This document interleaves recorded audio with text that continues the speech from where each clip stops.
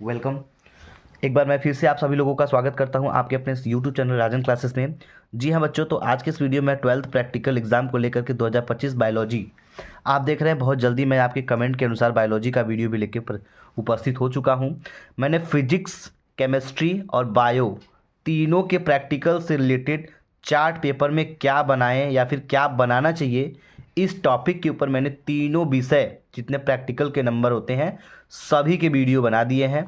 आपको ये देखना है कि किस पे बनाना चाहिए, तो आप फिजिक्स का, केमिस्ट्री का, बायो का, तीनों का वीडियो आपको प्रोवाइड हो चुका है। आप देख सकते हैं। ये जो मैं वीडियो बनाने जा रहा हूँ इसमें मैं चर्चा करूँगा बायोलॉजी को लेकर। तो चार्ट पेपर में क्या बनाएं, ये भी सबसे बड़ी सवाल है।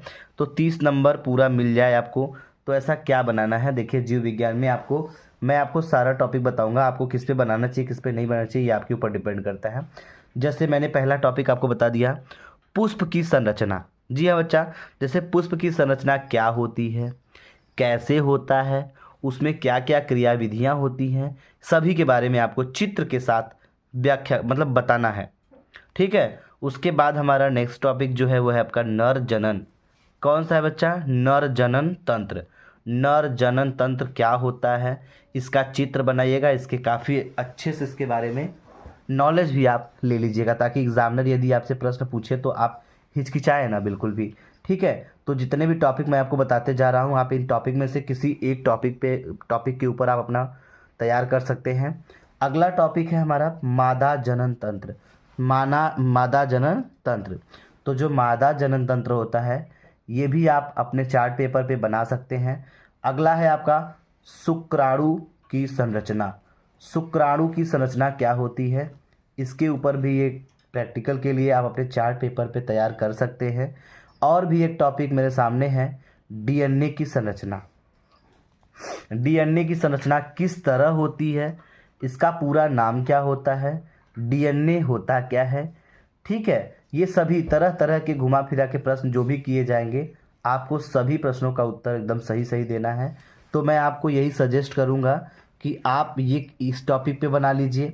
डीएनए की संरचना सबसे बेस्ट रहेगी आपके लिए। उसके बाद एक टॉपिक और है, मैं आपको ये भी दिखा दूं। नर जनन तंत्र भी है। वैसे तो ये पुष्प की संरचना भी बहुत अच्छा टॉपिक है बच्चों। आप इसका भी चित्र बना सकते हैं, बहुत कठिन नहीं है। क्या मैंने बताया? दो टॉपिक मैंने बताया। क्या क्या बताया? पुष्प की संरचना बना लीजिए, या तो फिर आप बना लीजिए डीएनए की संरचना। देख ही रहे हैं आप लोग डीएनए की संरचना। तो उम्मीद करते हैं कि आपको ये सारी चीज़ें समझ में आ गई होगी बच्चा। मैंने आपको फिजिक्स के साथ साथ केमिस्ट्री, बायो भी मैंने आपको बता ही दिया। तो उम्मीद करते हैं कि आप इन सभी टॉपिक को बना सकते हैं। लेकिन एक बात ध्यान दीजिएगा बच्चों, ये मैंने जितने भी मैंने आपको 5 टॉपिक बताया है। कितने टॉपिक बताया बच्चा? 5 टॉपिक। तो इस 5 टॉपिक में से पाँचों नहीं बनाना है, कोई एक टॉपिक पे ऊपर आपको क्या करना है, चार्ट पेपर पे आपको इसका चित्र बनाना है। और चित्र बना के जब एग्जामिनर के सामने आप प्रेजेंट होंगे प्रैक्टिकल फाइल लेकर के और चार्ट पेपर लेकर के, तो चार्ट पेपर में जो आप चित्र बनाए रहेंगे उसी से एग्जामिनर जो रहेगा वो प्रश्न करेगा। जैसे मान लीजिए आपने बना लिया है डीएनए, फॉर एग्जांपल मैं ये आपको समझाता हूँ, थोड़ा समझिएगा।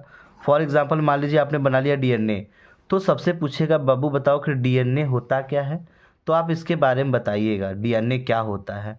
अगर आपसे पूछेगा कि अच्छा बच्चा बताइए कि जो डीएनए होता है इसका पूरा नाम क्या होता है, ये भी तो पूछ सकता है। क्वेश्चन तो क्वेश्चन होता है बाबू, चाहे किसी भी तरीके से आपको पूछे। इसीलिए मैं आपको यही सजेस्ट करूंगा कि ये पांचों टॉपिक में से जो टॉपिक आपको सबसे आसान लगे, आप उसी टॉपिक पे अपना चार्ट पेपर पे चित्र बनाइएगा और उससे रिलेटेड जितने भी तरह के क्वेश्चन बनते हैं उस सभी क्वेश्चन को तैयार कर लीजिएगा। मैं चाहता हूं कि आप सभी का प्रैक्टिकल का जो 30 नंबर है ये पूरा पूरा नंबर मिले। जी हाँ बच्चा, तो ये एग्जामिनर के हाथ में होता है, ये आपको पूरा नंबर दे के जाएगा, लेकिन आपकी थोड़ा प्रेजेंटेशन बहुत अच्छी होनी चाहिए। उसके साथ ही हाँ, मैं डीएनए की बात कर रहा था। तो डीएनए का जो पूरा नाम होता है वो होता है डीऑक्सी राइबो न्यूक्लिक एसिड। ठीक है।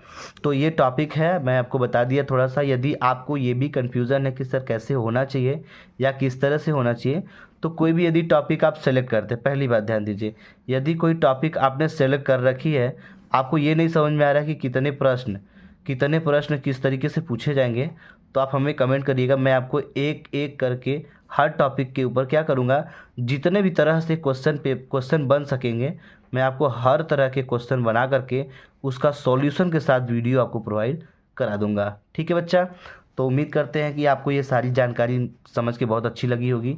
यदि आपको ये सारी जानकारी समझ में आ गई हो बाबू, तो वीडियो को लाइक करिएगा और चैनल पे पहली बार है तो चैनल को सब्सक्राइब जरूर कर लीजिएगा, ताकि बोर्ड परीक्षा कक्षा 10वीं और 12वीं की जो अपडेट हैं, जो अनसॉल्व पेपर हैं, जो प्रैक्टिकल है, जो तैयारियां हैं, हाँ, और बहुत ही अच्छे तरीके से आपको मैं कह सकता हूँ हर टॉपिक को बहुत बेसिक तरीके से समझाया जाएगा।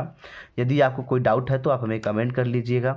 हाँ, चैनल को सब्सक्राइब करके बने रहिए, क्योंकि अगर लेटेस्ट अपडेट कोई आता है तो सबसे पहले मैं आपको प्रोवाइड कराने की पूरी कोशिश करूँगा।